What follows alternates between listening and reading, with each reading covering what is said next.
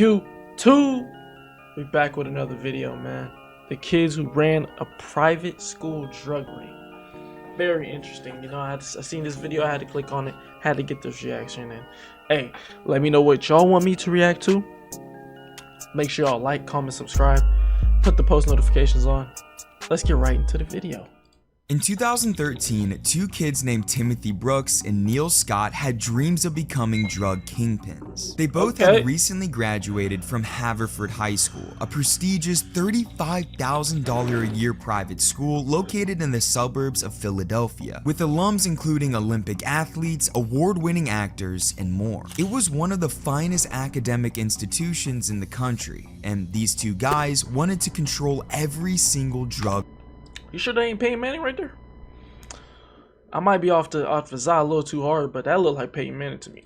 Being sold there. Through strategic planning, greed, and threats, the duo grew their operation from a small-time hustle into a full-blown drug ring, recruiting numerous high schoolers and college students to push their product. But their efforts didn't end at Haverford. They set their sights on dominating the entire Philadelphia suburban drug market, targeting numerous local high schools and colleges in the process. But as their ambitions grew, so did the risks that eventually spiraled into one of the most shocking drug busts in private school history. The township of Haverford is a tranquil one, to say the least. With a population of just over 6,500 engulfed in its tree-lined streets, well-maintained lawns, and family-friendly atmosphere, most would consider it the perfect place to raise a family. But this safe, idealistic neighborhood doesn't come without a cost. The average annual income of a household in Haverford is over $266 grand. Pair that with an average home price of around $1.2 million, and it's clear that every kid in this neighborhood has a cocaine addiction. Okay, that's a joke, but the families that live here are pretty above average in terms of wealth, which... Well, hold on, I'm not gonna lie, 260,000, that sounds about a price point for a regular ass house. The little ass houses in Cali be like 1.4 million. For a little ass house that y'all be like, what the hell is this? This looks like a fucking moat. So it's like my garage. That shit in Cali is like 1 million. And you saying this right here is 260 grand? I have to move there. Hey, babe, we gotta move. 100%. Which makes it the perfect place for an institution like Haverford High School. This prestigious all-boys prep school is known as one of the finest high schools in the country and has produced all-star humans like gold medal Olympians, MLB players, actors, singers. Hey! I know this guy, man. W actor right here. Hold up. MLB players, actors. W actor right here, man. If you know, you know. Hawaii 5-0 W show. Singers, Super Bowl champions, congressmen, Ivy League professors, and more. It's highly regarded by families within the township as it boasts a strong sense of local pride, active community involvement, and excellent schooling. Hence the price tag of $35,000 a year. And don't get me wrong, that's a shitload of money for just high school, but it seemed to be worth it for these parents, and especially their kids. One graduate claimed it was an absolutely incredible school to the point where it was perfect, a statement that a kid named Neil Scott would agree with. Despite this story taking place in the lavish Haverford Township, Neil actually grew up in a modest one-story home in Paoli, Pennsylvania, about a 19-minute drive from Haverford. His father, who was a carpenter, sent him to Conestoga High School, a way less expensive but very respectable high school. Here, he played lacrosse and was pretty good at it, so good in fact that Haverford recruited him on scholarship.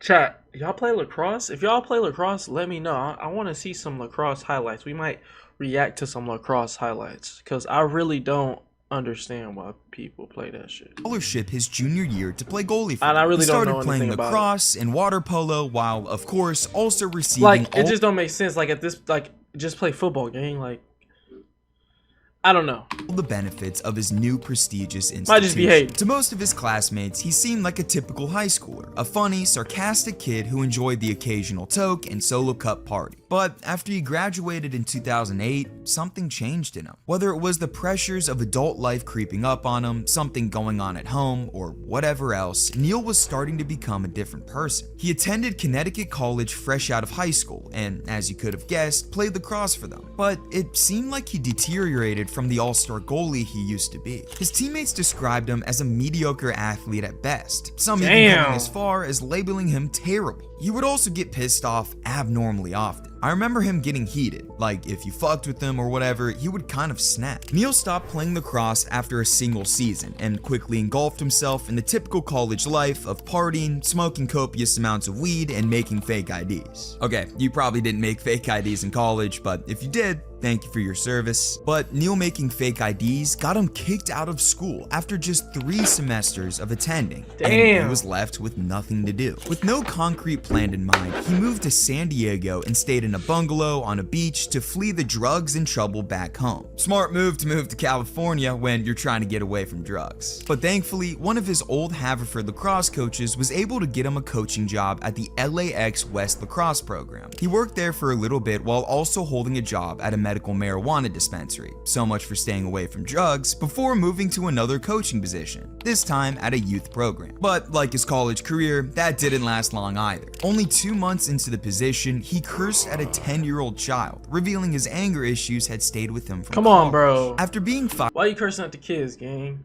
I mean, I'm not gonna lie, cursing is not crazy. Matter of fact, now I'm thinking about it. Has your coach ever cursed at you? 100%. What are you talking about? And I wasn't even in sports for that long to even witness it, but yes, they cursed at you, gang. That's not crazy. He got fired for that shit? Probably just because he's in the richest neighborhood in Philadelphia or wherever the fuck he's at.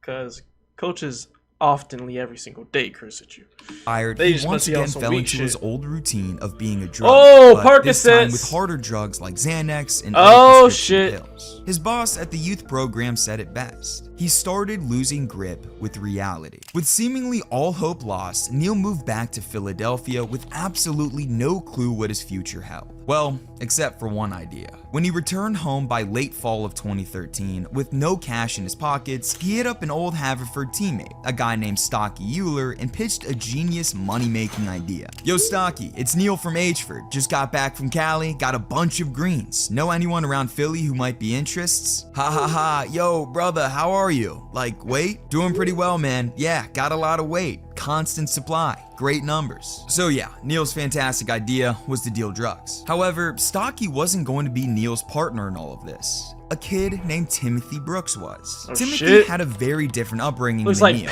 he looks like a Peyton Manning. Hold on, let me see. Kid named Timothy Right Brooks there. was. He looks like a Peyton Manning, and slap me if I'm lying. He looks like a Peyton Manning, J.J. Watt blend. And he's looking clean. He looks like he's going either either top 5 lottery pick draft, NFL draft, or top 5 lottery pick in rugby draft. I don't know if they have a draft, but you know what I'm saying. Timothy had a very different upbringing than Neil, and But I bet you and I guarantee he does some shit like his sport that he does is like rowing or some shit.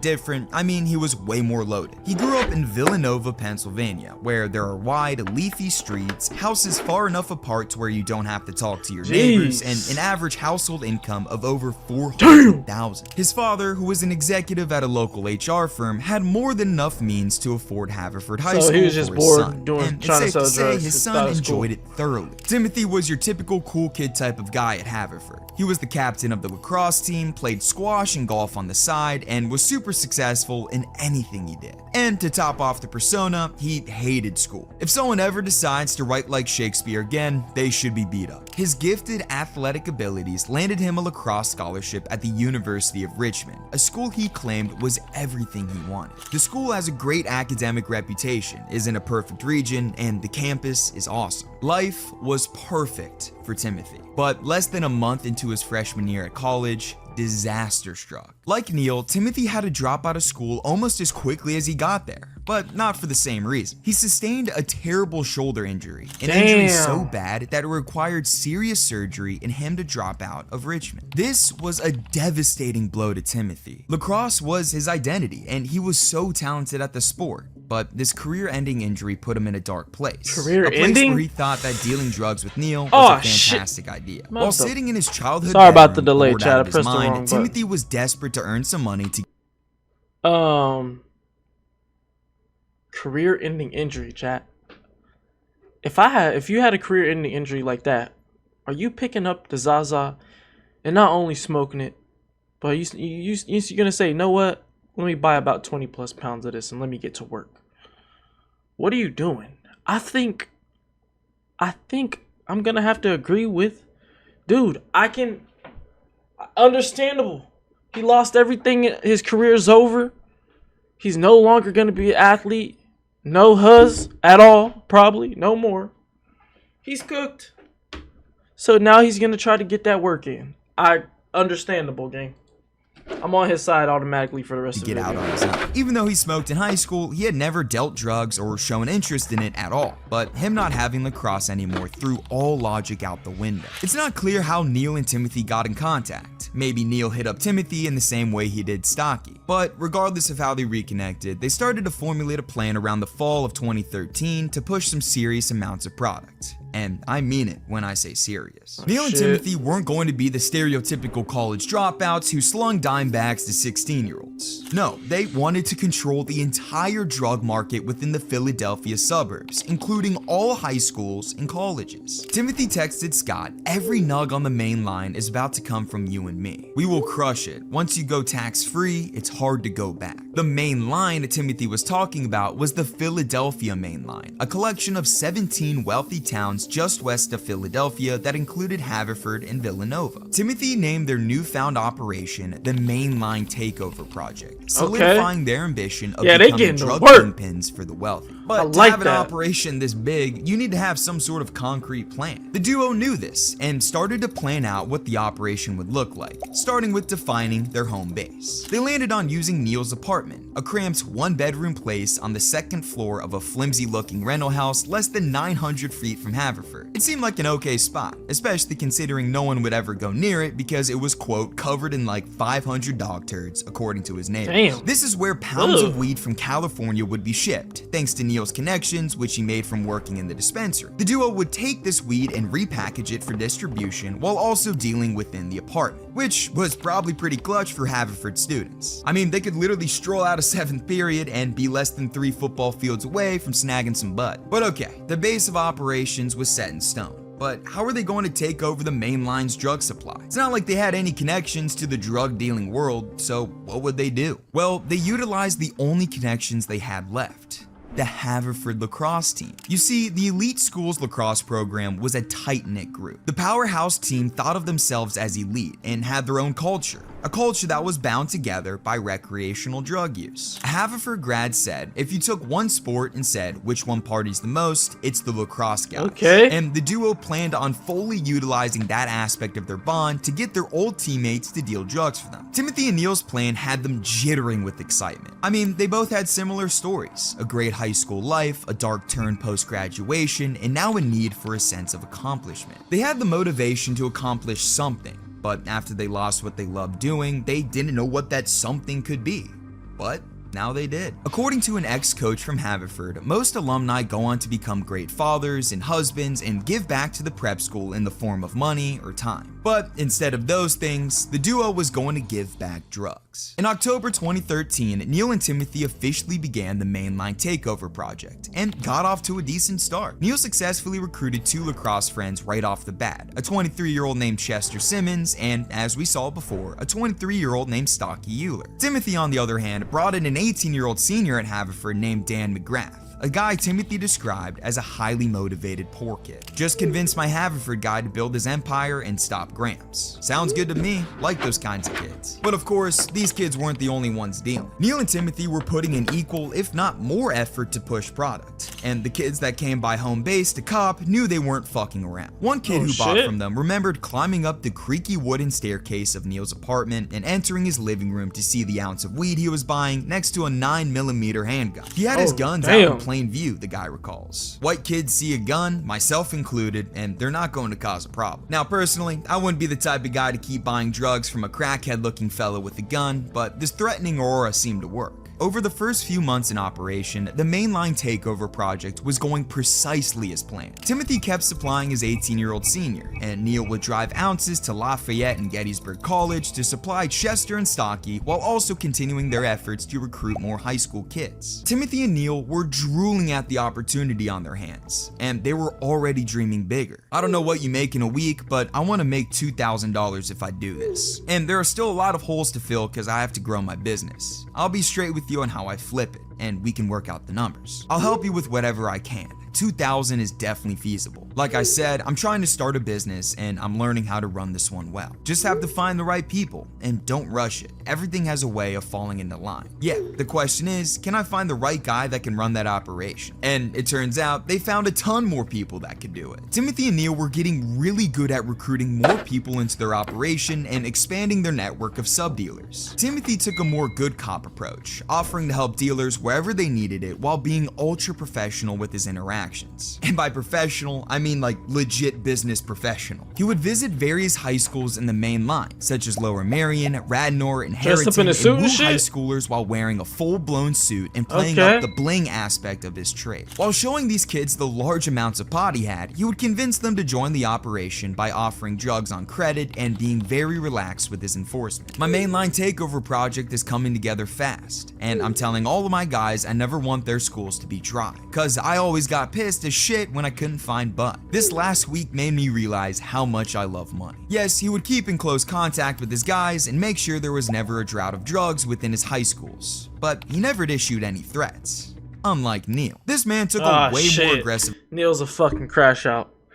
Oh, let's see what this motherfucker constantly pushing his guys to identify new customers and carrying a menacing tone when they didn't do what he wanted. You have $1,000 bounty on your head. I will find you. Piece of shit, heard you ripped off more people on your campus. Between the nice guy and dickhead approach, the duo was quickly expanding into many more high schools and colleges. They tapped into 5 different high schools and 3 colleges while recruiting 9 total sub-dealers in the process. Not bad for being in business for only 4 months. With their now enlarged network of drug dealing kids and more money coming in from offering different products like cocaine and ecstasy, the guys couldn't have been happier with how things were going. When you were a senior at Haverford, did you ever think you could pull that? Only dreamed it. There is a much bigger market than just a pound at each of these schools. Conestoga alone is a couple a week. Neil and Timothy finally had a sense of accomplishment in their life. All of their hardships were in the past, and now all they could think about doing was tackling more schools, slinging more drugs, and growing the mainline takeover project as much as they could. This operation was everything they could have asked for.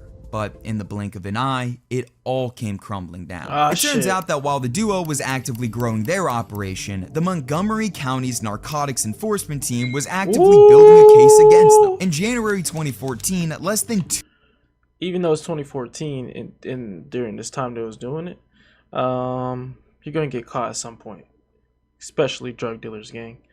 It's gonna be great. You're gonna have the bread. You're gonna be looking clean as fuck all the time. Yes, it's gonna feel great. You're gonna have motion, and then all of a sudden that shit gone. 100% will come to an end at some point. If you want to take that route, take that route. But just know there's an end to it, and you ain't gonna like it. So just stay away from it, chat. Yeah. 2 months after the genesis of the mainline takeover project, the NET was hot on their trail, piecing together their operation from the ground up. And it wasn't a hard. What the hell? This NET can't was be a hot on human. their trail, piecing together their. You telling me this is a human right here? This is a human right here.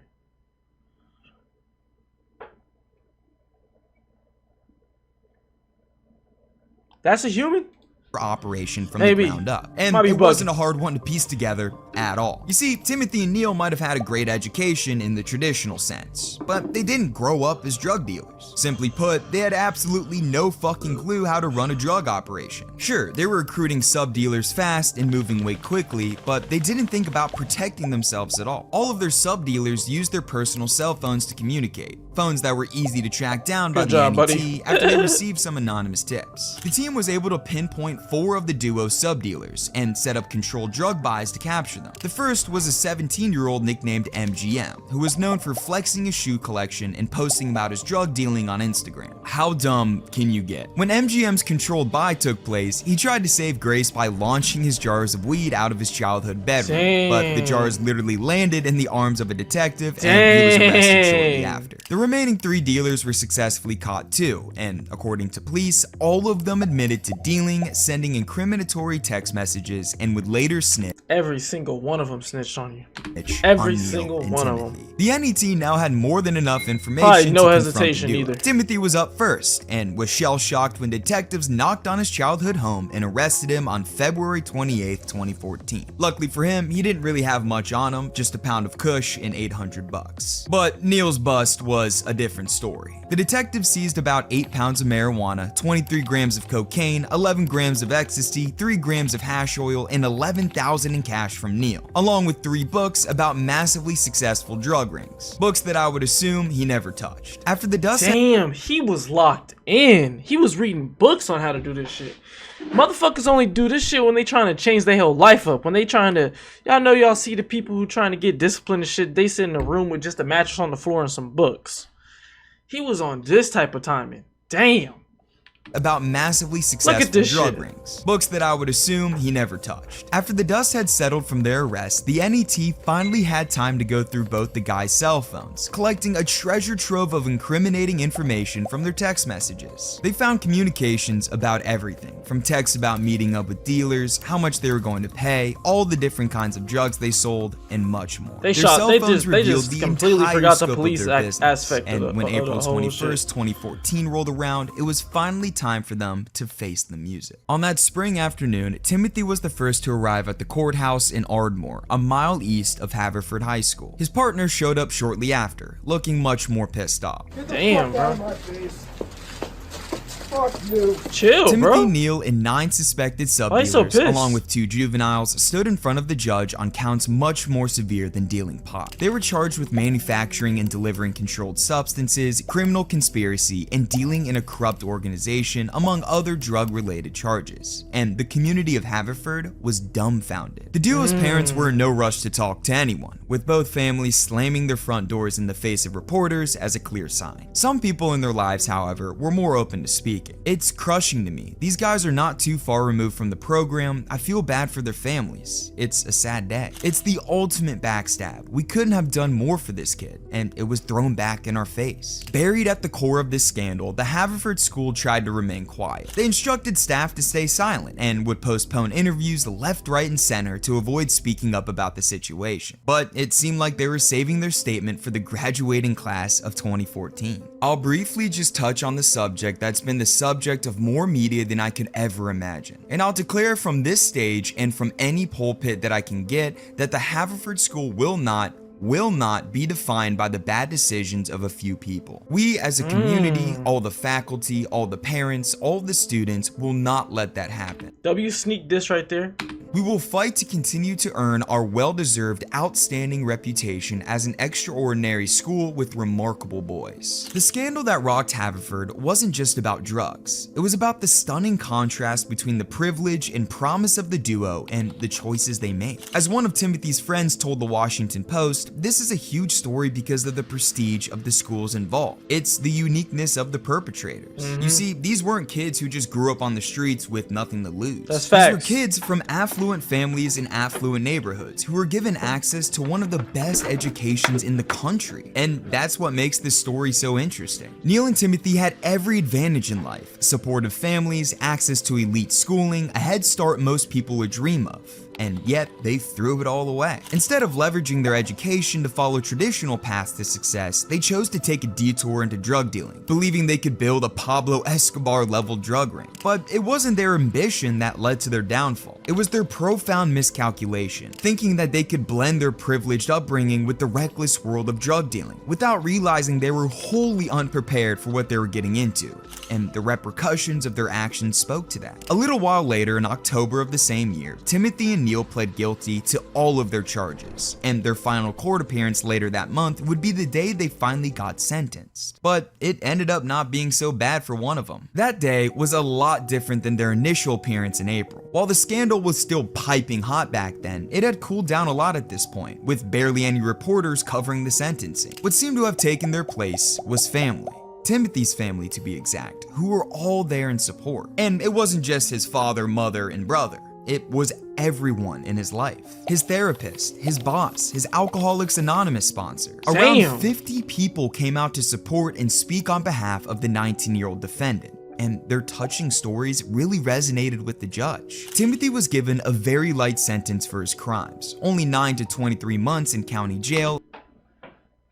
9 to 23 months in the county jail for starting up a drug ring. That's pretty solid. That's a pretty solid deal, bro. 9 to 23 months. Wait, and 5 years probation. That's pretty solid, gang. I feel like he could have just got 5 years probation off of that, though. Realistically. I mean, because he's just selling weed, bro. But he got that manufacturing it, selling it, corrupt organization, some other bullshit. So I guess it all stacked up. Now I'm trying to see what other dude. I guarantee you the other dude got some years probably, because he over here crashing out and yelling at people and shit. Unlike Neil, who had nowhere near the same support and received 5 to 15 years. Okay, now they tripping. We talking about Zah, gang. It's illegal in many it's not illegal. It's legal in many states, gang. 5 to 15 years. 5 to 15 years. In state prison. And better yet, Timothy finally didn't take his lucky situation for granted. Oh, I'm tripping. He also did have some other shit on him when they found him. 5 to 10 Being in jail years, for 7.5 months, surrounded by more drug use than ever, he got completely sober by sticking with healthy habits like working, exercising, writing letters, and maintaining contact with his extensive support system. An impressive feat, considering he had been drinking and doing drugs since he was 14. Upon his release, he was accepted into a new college, a school called Cabrini, where he made the lacrosse team and even won a D3 national championship. After graduating in 2019, he founded Synergy Houses, 2 sober living homes for men, and regularly speaks about his story of dealing drugs and his path to sobriety to this day. Neil, on the other hand, is likely still serving his lengthy prison sentence, as there's been no info publicly released suggesting otherwise. Damn, 32 Neil. Cells in what the hell did this shit pop up for? Alright, Chad, that was a W video from BC Productions. Shit. Let me know what I should react to next. As always, like, comment, subscribe. Put them post notifications on so you know when the next video is out. Dropping every single day, baby. But I'm out of here. Peace.